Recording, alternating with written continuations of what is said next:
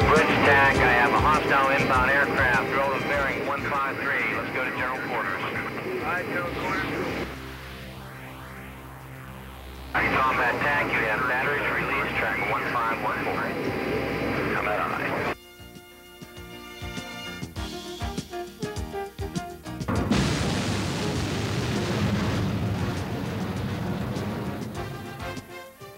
USS Leyte Gulf, the Atlantic Fleet's 5th Aegis cruiser, is uniquely capable of defeating the multi-dimensional threat faced by today's surface warrior. Whether fighting the supersonic air threat with the video game speed of the Aegis combat system,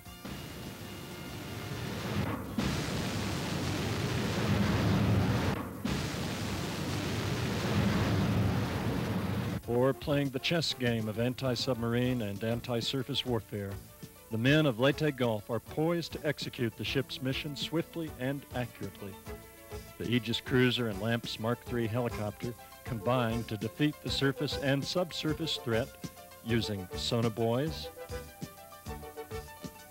the sophisticated towed array sonar which Leyte Gulf streams from her stern,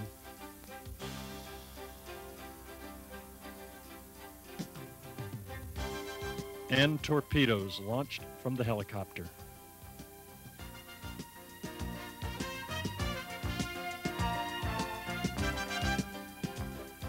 Leyte Gulf's air traffic control capability not only reaches every corner of the sky, but controls every type of aircraft operated in today's carrier battle group. Leyte Gulf brings her own massive firepower to the battle group with the Tomahawk land attack cruise missile and the Harpoon anti-ship missile, as well as the rapid-fire 5-inch guns, the Phalanx missile defense system, and torpedoes.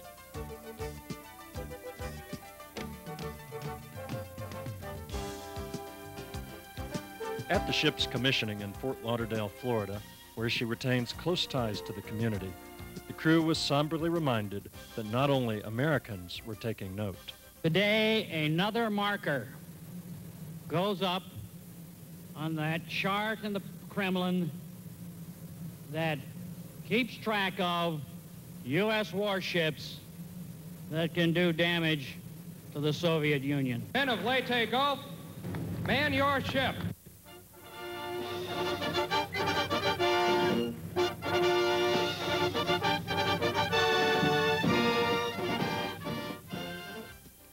Leyte Gulf completed her maiden Mediterranean deployment as the anti-air warfare commander for the Theodore Roosevelt Battle Group.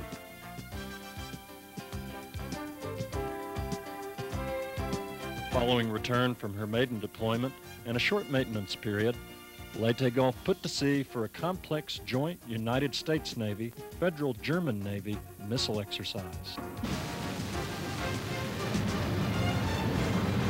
Air terminal homing, Illuminator 1, track 1502. Mark, intersect. Attack air, Aegis evaluates kill. Later, Leyte Gulf participated in initial testing of the cooperative engagement concept.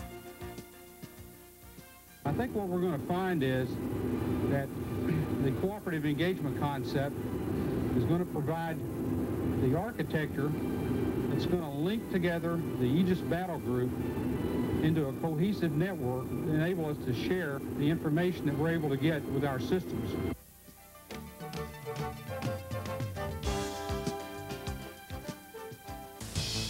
Iraq's occupation of Kuwait required Leyte Gulf to deploy early as the battle group anti-air warfare commander for the Theodore Roosevelt Battle Group. Leyte Gulf and Theodore Roosevelt completed a demanding transit of the Suez Canal.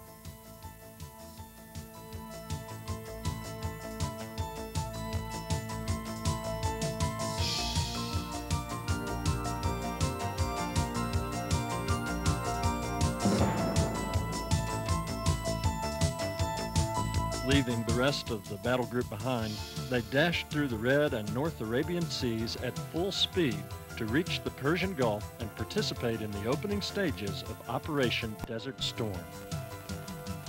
Leyte Gulf immediately added her firepower to the armada arrayed against Iraq. She contributed as an anti-air warfare picket and as an air control platform before moving into the northern Persian Gulf, where she launched day and night Tomahawk strikes on Iraq.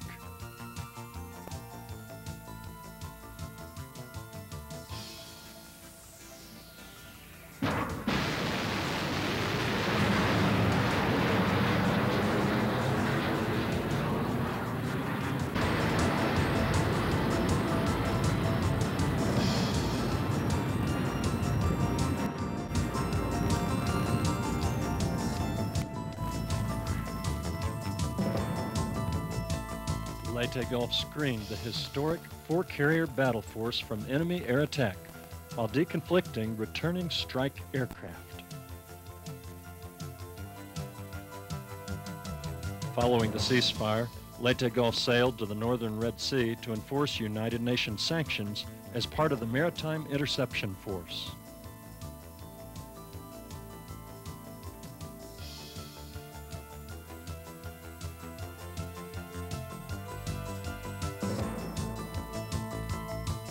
Her duties included boarding and searching merchant ships for contraband.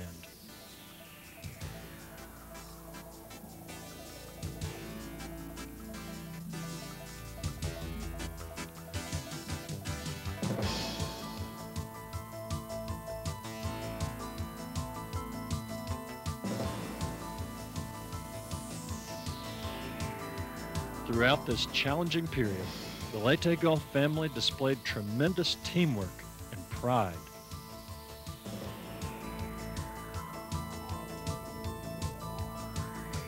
The U.S. mail made it all the way to the Persian Gulf.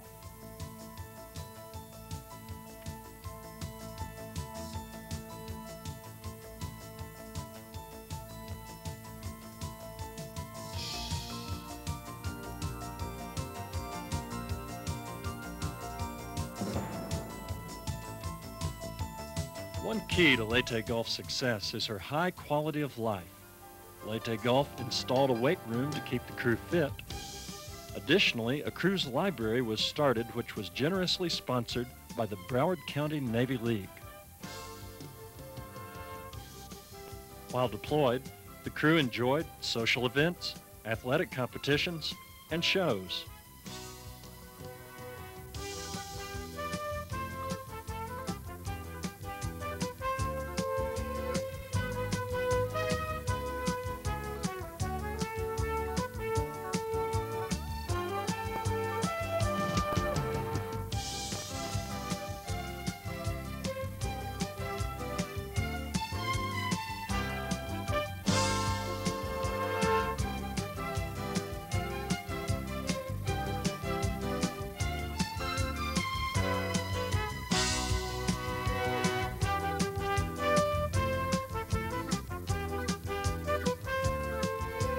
The ship's dedication and teamwork haven't gone unnoticed. For an unprecedented third year, Leyte Gulf earned Battle Excellence Awards in all warfare mission areas. For the second time in 3 years, Leyte Gulf won the prestigious Captain Edward F. Ney Memorial Award for the best food service in the entire Navy.